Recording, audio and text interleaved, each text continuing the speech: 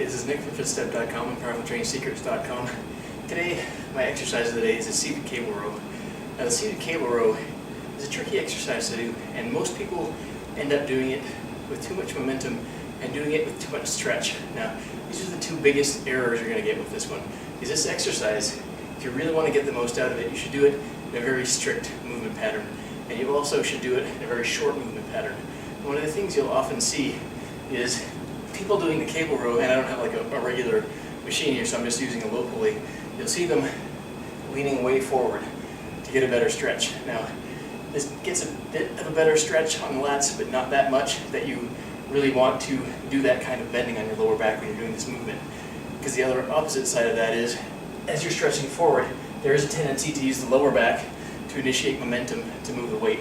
So often you'll see these people using it as a strategy to move heavier weight, which really doesn't put more tension on the lats, which is the goal of the exercise. So what I want you to do next time you're doing this is, instead of stretching way forward, I want you to keep your back the same and just have this movement happen at the arms and the shoulders. That's it. Shouldn't be a big powerful lean forward and flail backwards, because that's turning it into, like, you'd see with a rowing machine, which is a whole different ballgame than when you're using, a couple 100 pounds on a weight stack.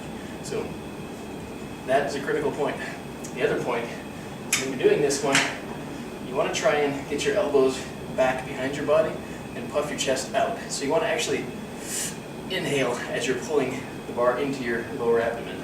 And I like to use a V-bar for this. You can use the underhand grip, or you can use an overhand grip on a straight bar as well. But for me, the V-bar works best because your knees don't get in the way. Like if I'm using a straight bar, I have to put my legs a lot straighter in order to not hit my knees on the bar.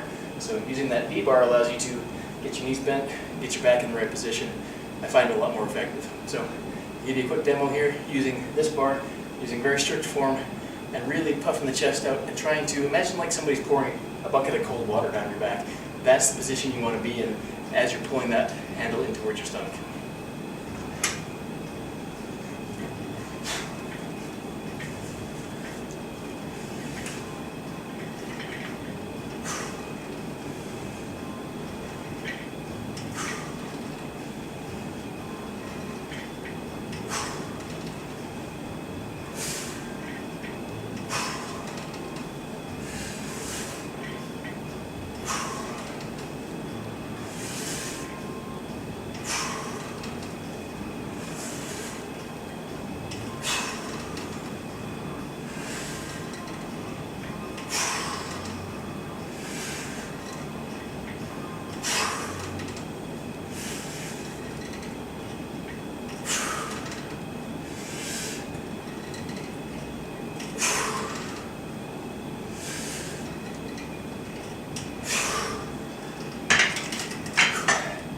So that's the exercise. The other thing I want you to visualize as you're doing this is, instead of trying to think about pulling the handle in, I want you to think about pulling your torso in towards the stack. Pretend that stack is a solid block and you're trying to pull yourself up towards it. That's going to help with muscle activation. It's really going to activate the lats strongly. And one final tip, if you don't have enough to remember already, try to envision your hands as hooks rather than gripping tightly and really engaging the biceps. Think of your hands as hooks, and you're pulling backwards with your elbows. That's going to make a difference as far as how your lats activate. Definitely give this one a try. Put those tips to work, and try and remember everything at once. Alright, so I showed you the strict version of the seated cable row. That's the one you want to do the majority of the time. You can also do a more power-focused exercise where you're not doing the very tight form, very tight squeeze, but you're using a very powerful movement. You're still not leaning forward and using your lower back to provide momentum. You're just using your back, your upper back muscles, to provide a more powerful pull out of the bottom, to get the weight further up.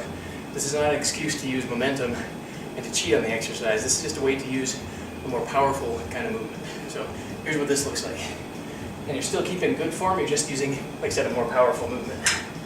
So I've got an extra 50 pounds set on my weight stack here, in addition to the 220 that's already on. So there's about 270 pounds on the machine here.